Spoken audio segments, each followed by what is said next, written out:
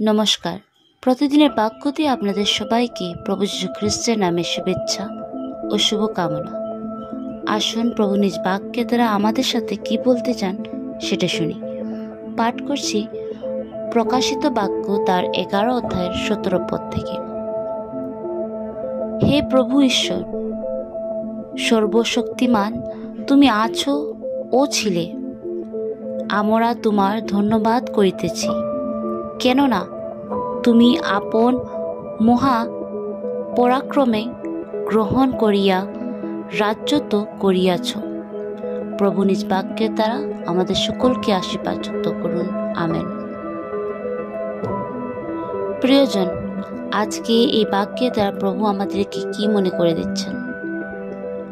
তিনি আমাদেরকে মনে করিয়ে দিচ্ছেন যে তিনি সে রাজা, যার রাজ্য আছে আর চলছে, আর তিনি রাজ্যতে বসে আছেন, তিনি রাজ করছেন।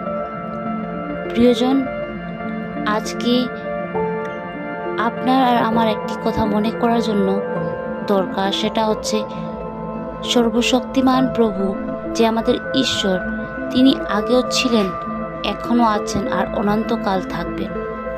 উনার রাজ্য অনন্তকাল থাকবে। উনি রাজা আগেও ছিলেন, এখনো আছেন আর আগেও থাকবেন।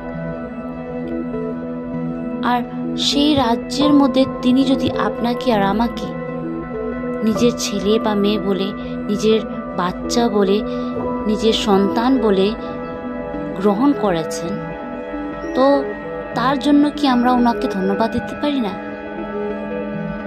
আসুন আজকে আমরাও প্রভুকে ধন্যবাদ দেই ওনার কার্যের জন্য, উনি যা কিছু করেছেন আমাদের জীবনে তার জন্য।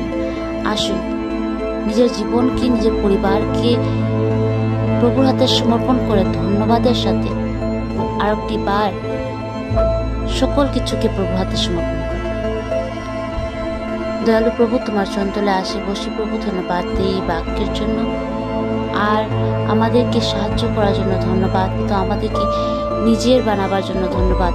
আমাদের জীবনে যা কিছু কার্য হয়েছে তাতে তোমার হাত আছে বলে আমরা বিশ্বাস করি, আর তোমার হাত আছে বলে আমরা তো সেই হোপের মধ্যে আমরা থাকি, যেন তুমি আমাদের সকল পরিস্থিতিতে আমাদের সহবর্তী হয়ে থাকবে। কিন্তু তোমার রাজ্যতে আমরা